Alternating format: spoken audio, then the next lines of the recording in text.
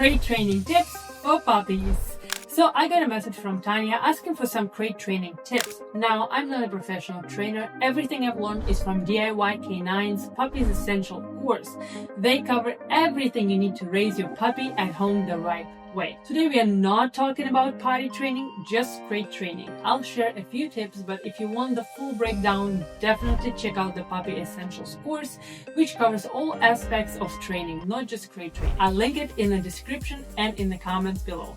How long should a dog stay in the crate? This depends on lifestyle. Some people crate their dogs for 8 hours. Police dogs spend most of their lives in crates when not on duty. Everyone is different. Personally, I don't crate my dog for more than 3 hours. That's enough time for me to grab food at a restaurant where dogs aren't allowed. Otherwise, he's always with me. At night though, he's crated for right now. We live on a boat, he's still a puppy, and for safety reasons like steep staircases with open gaps, he can't roam freely without supervision. On a boat, anything can happen. If we're docking or there is rough weather, he needs to be safe and secure. So to sum up, at night, crate. If I leave, max 3 hours, and for safety, up to an hour when needed. How to get your dog to like the crate? Super simple, market training and treats. Raven is obviously crate trained, but I'm gonna just show you guys how this is done.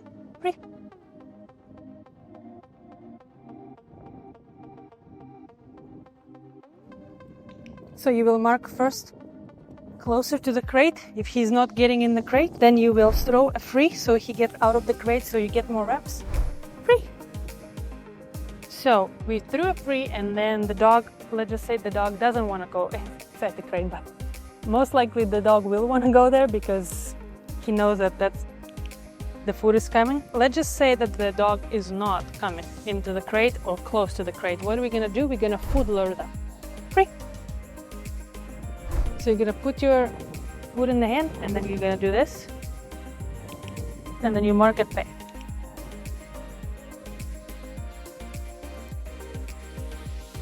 Free.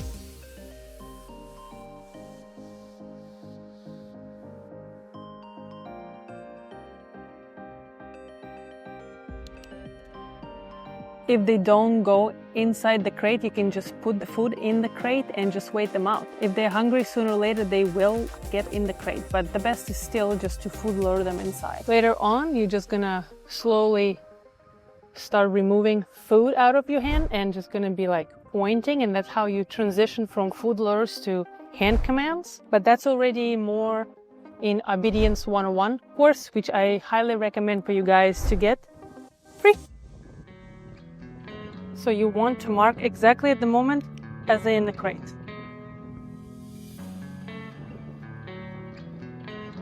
And you always vary the amount of food.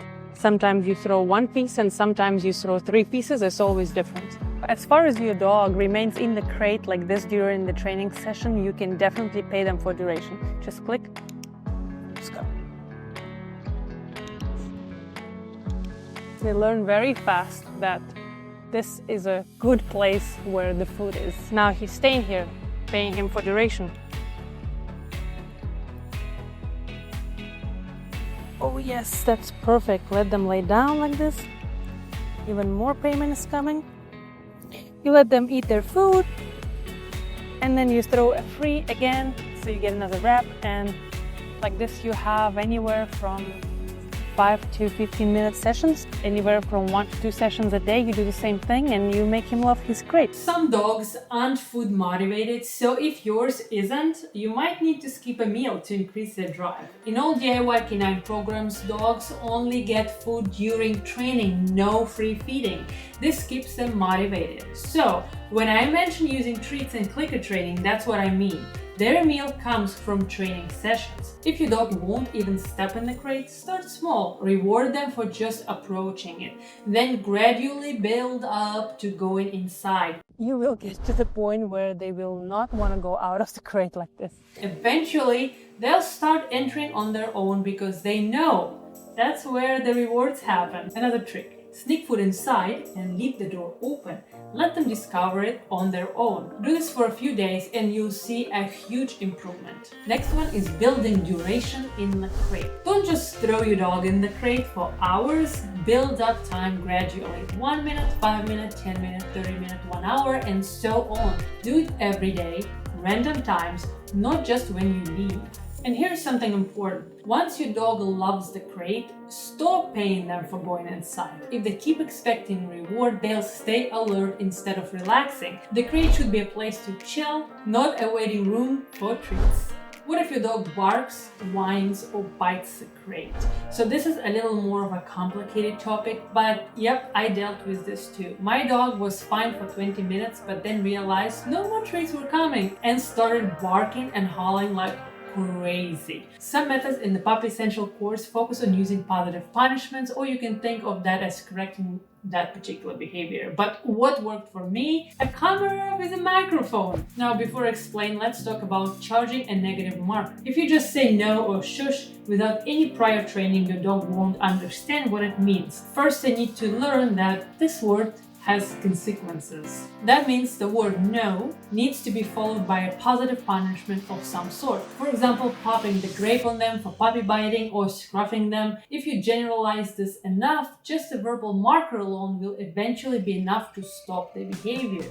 For example, if you say no and they stop, you move on.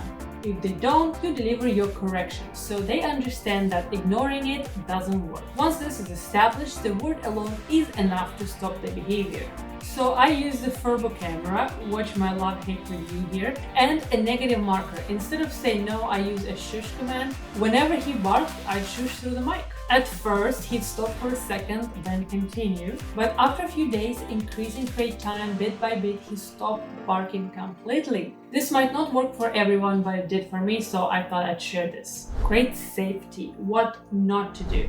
No collars inside a wire crate, they can get caught and cause asphyxia. On a boat, I need a flat collar for a quick leash attachment for emergencies. So I found the Diggs Revolve crate. It's designed to prevent collars from getting stuck, collapses for travel, and is super durable. It's a bit pricey, but worth every penny. I'll link it below.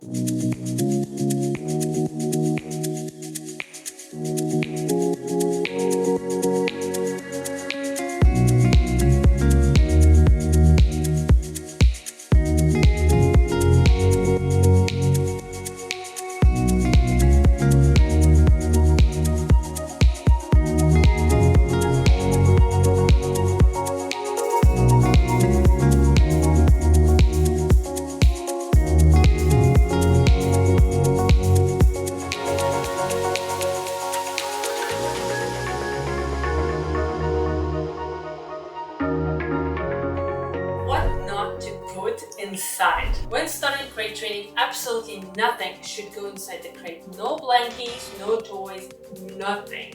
Puppies, especially in the beginning, are unpredictable. They chew on things, and if they do ingest fabric, stuffing, or plastic, it can be extremely dangerous, sometimes lethal. That's why I recommend using a plain plastic tray. Not only is it the safest option, but it is also great for potty training. If they have an accident, you're not dealing with soap bedding. As a general rule, nothing ever needs to go in the crate. This eliminates any risk. But if after a year or more of proving they don't chew anything, and you know for a fact that your dog won't destroy bedding, then maybe you can add a thin mattress. But in the beginning, no exceptions. If they chew, they ingest. And if they ingest, that's it. That's it for today. If you found this helpful, let me know in the comments. And if you're serious about training, check out the Puppy Essential course. It covers everything you need, not just crate training. Link in the description. See you in the next one.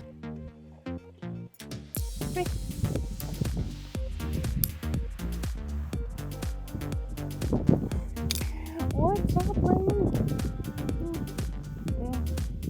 What's up, lazy buns?